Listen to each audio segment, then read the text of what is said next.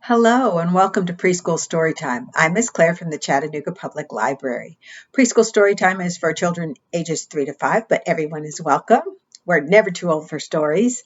Grown-ups, we would love it if you could fill out the survey that's linked in the description box below. It helps us know how we're doing and how we can better serve you. Today we have stories about frogs. But before we start our stories, I have a nonfiction book. It's called Fabulous Frogs by Martin Jenkins and illustrated by Tim Hopgood. I'm not going to read every single word, so you might want to put this on your list to check out from the library. And it is published, let's see if I get to the, published by Candlewick Press. This frog is huge for a frog. It's a Goliath frog, and it lives in Western Africa. And as you might guess, if this frog is huge, what do you think the next frogs are? These frogs are tiny. This is the smallest kind of frog in the world, or at least the smallest that anybody knows about, and it lives in Papua New Guinea. Look at that one. Pretty cool. This has a very strange nose. This frog can, jump really far, really quickly. And he's a striped rocket frog from Australia. And these ones make an awful lot of noise. Can you sound like a frog? Can you say ribbit, ribbit, croak, croak, honk, rack, rack? I didn't know they made that kind of noise. Frogs call to let other frogs know they are there. These are all male frogs. Female frogs are quieter in general. The big one in the middle is a bullfrog. Look at that one. Looks like it's got webbed feet. This one is called a flying frog, although it can't really fly, but it helps it kind of glide when it jumps from tree to tree. And this one is called a hairy frog, although it doesn't have any real hair. It says the hairy frog lives in Western Africa. The things that look like hairs are little strips of skin, and they probably help the frog breathe better when it's underwater. These are beautiful frogs, aren't they? I think these frogs are very beautiful. I couldn't tell you which one is the most beautiful, but I can tell you that each one could kill a horse, though only if a horse was silly enough to try to eat it. A horse wouldn't eat a frog on purpose, but plenty of other animals might. South American poison arrow frogs have deadly poison in their skin to help protect them. Their bright colors are a way of saying, "Keep away." Look at that. These frogs make a nest of foam for their eggs. And these are African gray tree frogs. Their nests hang in branches over ponds or streams, and when the eggs in the nest hatch, the tadpoles wriggle out and drop into the water below. Can you see this one? Let's see if I can get up close. Can you see where the eggs are? And the one with the very strange nose looks after its babies in its throat. The male Darwin's frog snaps up the eggs just before they hatch and keeps the tadpoles in a special pouch in his throat. You'd think he'd swallow them all the way down by accident, but he never seems to.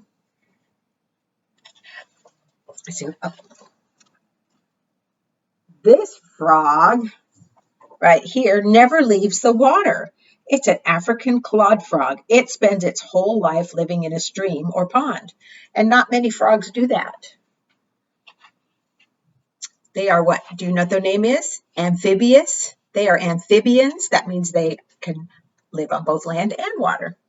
This frog can live buried in the ground for years and years, waiting for rain. It's an Australian water-holding frog, and it lives in the desert. It makes a little room for itself where it stays cool and damp. When it rains and the ground gets wet, the frog digs itself out. All of these frogs are wonderful.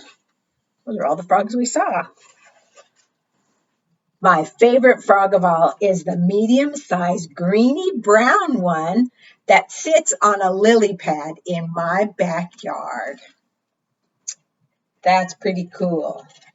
And then it says, Martin Jenkins and Tim Hopgood wanted to get as many frogs as possible into this book. So here are a few more, just for fun. It's a desert rain frog, a Vietnamese mossy frog, Argentine horned frog. Let's see what this one, Malagasy rainbow frog, painted reed frog, white belly reed frog, splendid leaf frog, black rain frog. And I bet there are a lot more if you check out other books from the library. This is Fabulous Frogs. That was a fun way to start our program. Are you ready for, I think we should sing. You ready to sing? Help me sing? I'm going to put my log up on my flannel board, and then we're going to count our little frogs up there. We've got 5. 1, 2, 3, 4, 5. And we're going to sing. 5 green and speckled frogs sat on a speckled log, eating some most delicious bugs. Yum, yum. And when you say yum, yum, you got to rub your tummy. Yum, yum. And then they're going to jump into the pool one at a time where it's nice and cool. And then we're going to say glub, glub. Okay? So we've got, you can count with your fingers if you like. 5 green and speckled frogs sat on a speckled log. Miss Claire. 5 green and speckled frogs sat on a speckled log, eating some most delicious bugs. Yum, yum. 1 jumped into the pool where it was nice and cool. Now there are 4 green speckled frogs. Glub, glub. 4 green and speckled frogs sat on a speckled log, eating some most delicious bugs. Yum, yum. 1 jumped into the pool where it was nice and cool. Now there are 3 green speckled frogs. Glub, glub. 3 green and speckled frogs sat on a speckled log, eating some most delicious bugs. Yum, yum. 1 jumped into the pool where it was nice and cool. Now there are 2 green speckled frogs. Glub, glub. 2 green and speckled frogs sat on a speckled log, eating some most delicious bugs. Yum, yum. 1 jumped into the pool where it was nice and cool. Now there is 1 green speckled frog. Glub, glub. 1 green and speckled frog sat on a speckled log, eating some most delicious bugs. Yum, yum. He jumped into the pool where it was nice and cool. Now there are no green speckled frogs. Glub, glub. Well, there are none on the log. They're all down in the pool below.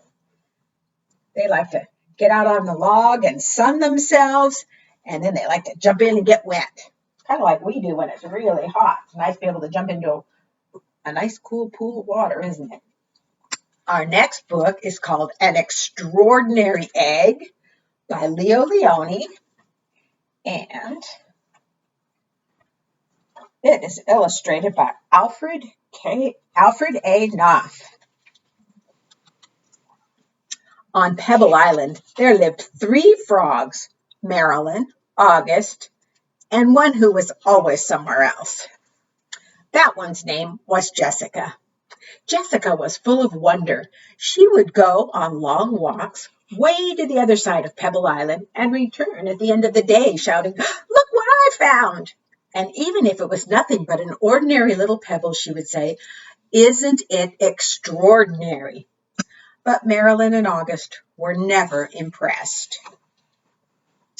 One day, in a mound of stones, she found one that stood out from all the others. It was perfect, white like snow, and round like the full moon on a midsummer night.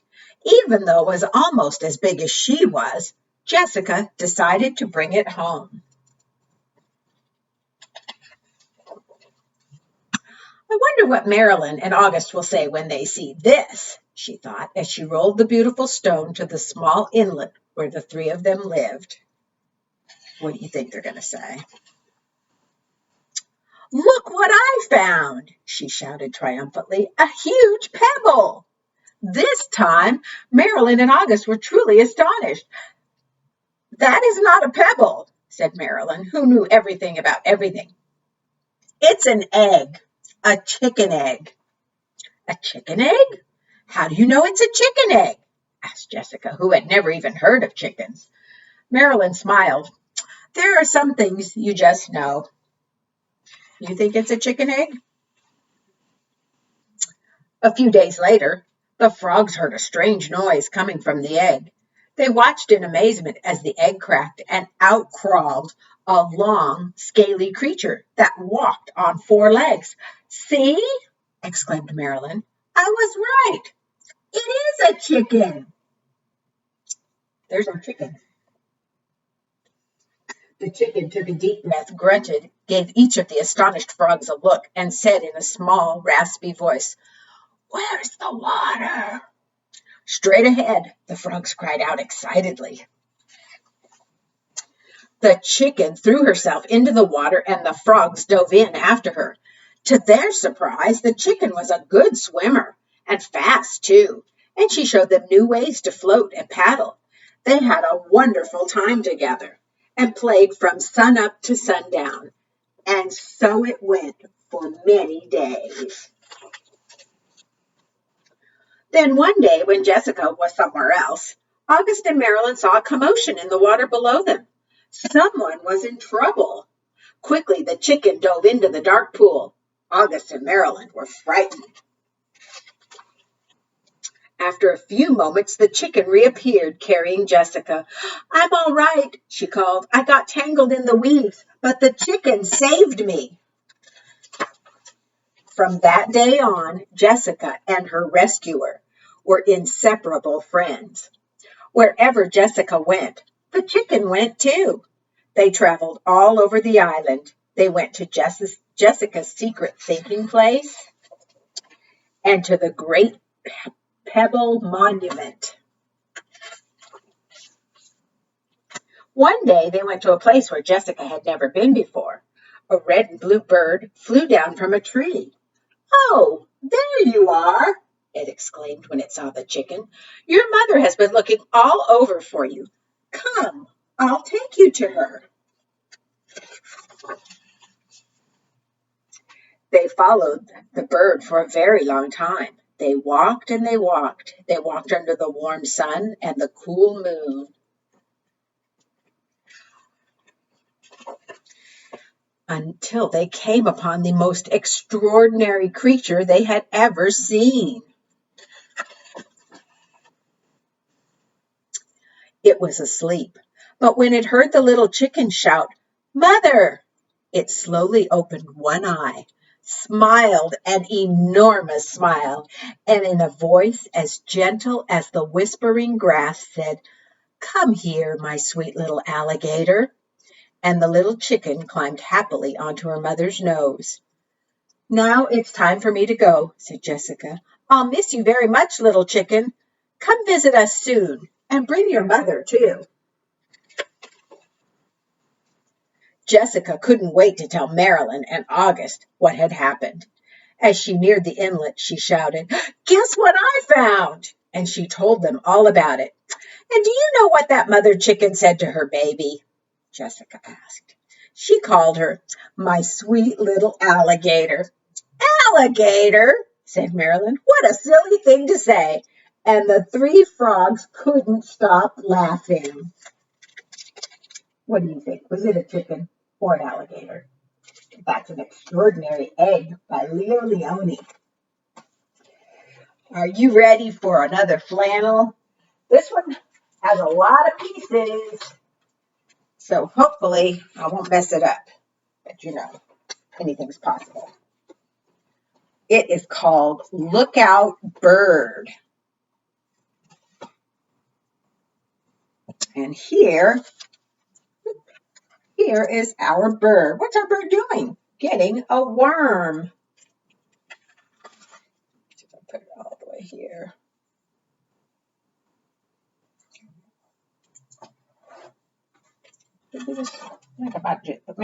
I think I'll start with her down here. Snail slipped and hit bird.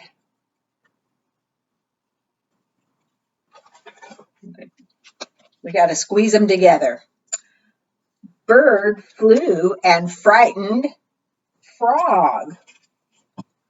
Frog jumped and toppled. Who's this? Turtle. Turtle swam and splashed salamander. Salamander scurried and woke mouse. Mouse sniffed and bothered bee. Oop, little tiny bee. We'll put this bee up here. Bee buzzed and stung beaver. We'll put there. Go. We're going to squeeze him up there. Beaver swatted and slapped snake. Snake slithered and bumped beetle. Beetle wobbled and tickled toad. Toad hopped and knocked duck. Duck dived and flipped fish. Fish flopped and spattered moth. Moth fluttered and startled snail. Oh no, not again. Look out, bird. That's all of our animals. What do you think we had? We started with the bird and the snail. Then we had a frog, a turtle, a salamander, a mouse, a bee, a beaver, a snake, a beetle, a toad, a duck, a fish, a moth, and back to our snail. That is Look Out from the book Look Out Bird. All right. You ready for one short story? I have a pop-up book called The Wide-Mouthed Frog by Keith Faulkner, and it is published by Dial Books for young readers. It has illustrations by Jonathan Lambert.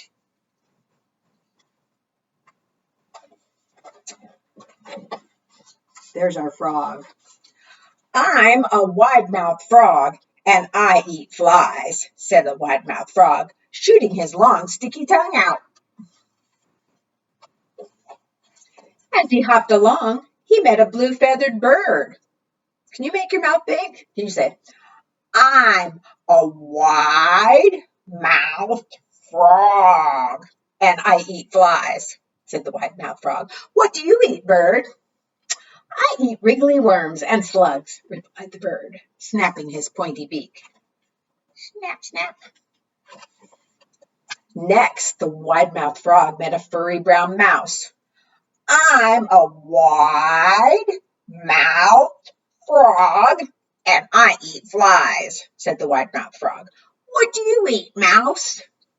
I eat crunchy seeds and juicy berries, replied the mouse, wriggling her whiskers. The wide-mouthed frog was still catching flies when he saw a big green alligator. I'm a wide-mouthed frog, and I eat flies, said the wide-mouthed frog. What do you eat, alligator?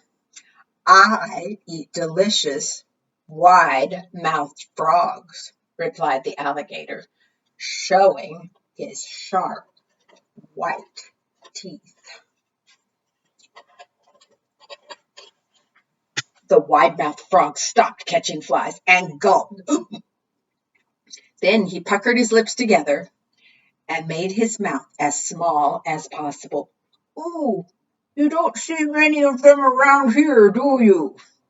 And he leaped into the pond with a splash. He got away from that alligator. He didn't want to be eaten. And that is our last frog story. Thank you so much for joining me today. I miss all of you, and I hope to see you soon. Bye-bye.